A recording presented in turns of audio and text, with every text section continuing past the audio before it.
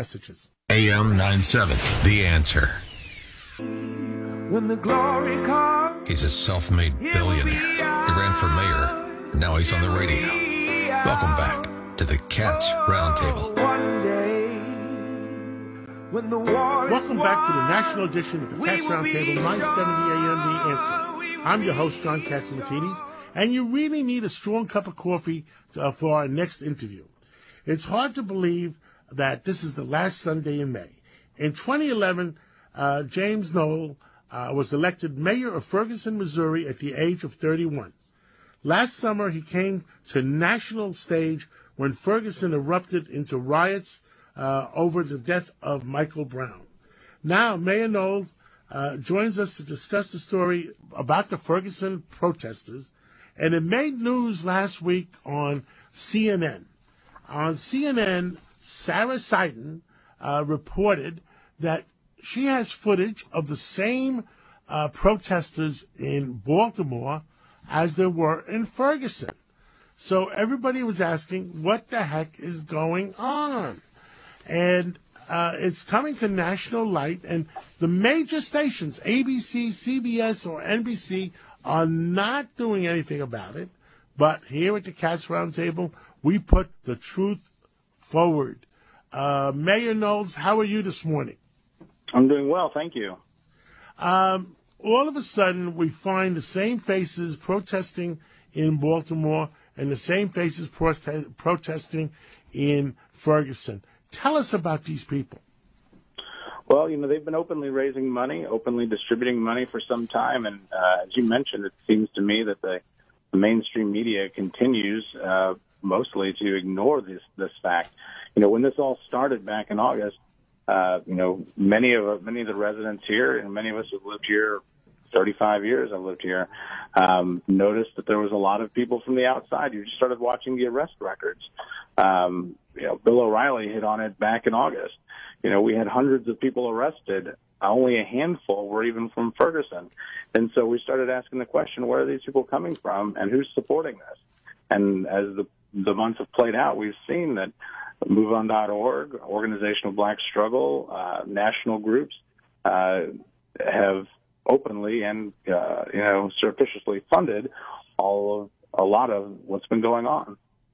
Now, these people, I understand that these people were getting paid $5,000 a month to protest and to create all kinds of, a mess of itself.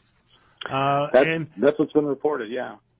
And I understand that there was a protest in Ferguson, was it last week, from 14 people that didn't get their $5,000 a month because they ran out of money. Right. Well, they actually marched down to St. Louis City and went to the Missourians Organizing for Reform and Empowerment, which is the ACORN successor group, and they staged a sit-in and complained that they've been promised the money and they didn't get it. And so, there are groups out there that are getting the money. Some of them have been keeping it for themselves. Some of it have not been. Some of them have been making promises and not fulfilling them. And this drama continues to play out. I mean, that shocks the national arena. It all started, I guess, in Wall Street, where a lot of those Wall Street protesters, the initial ones, were paid protesters, and everybody said that. And then later on, the people that thought they were doing the right thing came aboard. You, as mayor of Ferguson and the police department, have you released any record, or I don't know if you're allowed to, out-of-towners that got arrested? In other words, if you had 300 arrests, how many of them were out-of-towners, and how many were Ferguson residents? I don't have that comprehensive number right now. A lot of the arrests in the end were handled by St. Louis County Police and the State Highway Patrol. They took over the security of the area actually within the first couple days. And so when you saw the unrest unfold in August, that was actually all handled by our county and state police. I don't have any updated numbers, but it is a striking number of outsiders from August all the way through the riots in November, in which local people, Ferguson residents are a very small to almost nil number. St. Louis residents are even still a small number. There is people that have come from all over the world and got arrested, during this unrest. Well, if you don't mind me suggesting, I think you should get a copy of those numbers and make a press release on it. And if the number, people will come to the reality of what's going on here, and they're getting national news for protesting something, and they're not even residents in that area. Well, I just did a quick Google search, sitting in front of my computer, and on August 22nd, CNN reported that there was 212 people arrested over the past week, and this is, months ago, and only 4 of them were from Ferguson. So, that just gives you an idea. You extrapolate that as this grew over the past several months. People were coming in from all over the country. I myself on the streets have run into people from other countries, many from New York even. People probably listening to this show have probably been here.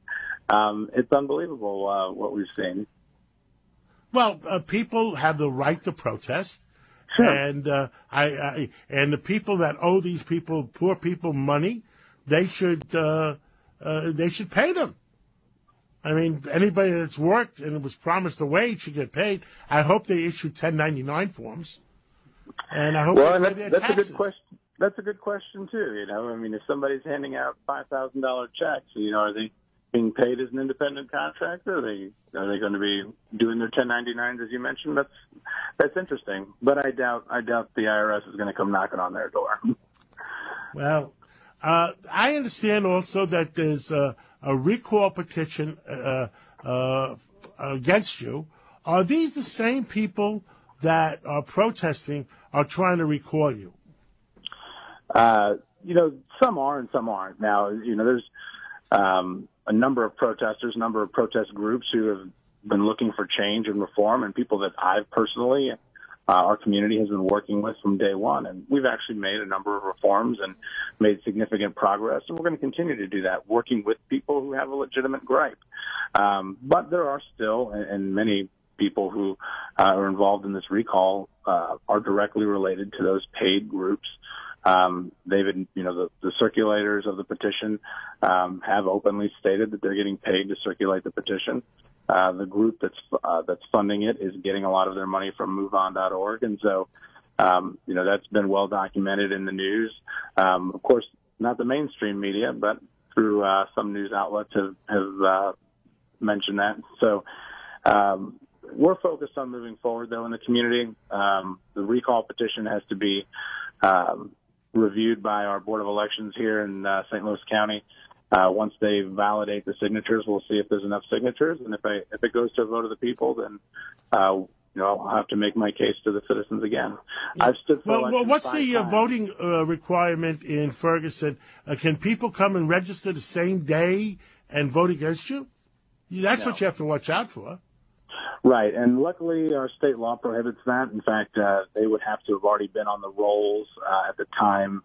They would have to have been on the rolls before they signed the petition, and they have to register to vote for election about, I think it's 6 weeks before the actual election happens. So, well, you should keep track of that, because I understand a U.S. senator that was running in New Hampshire.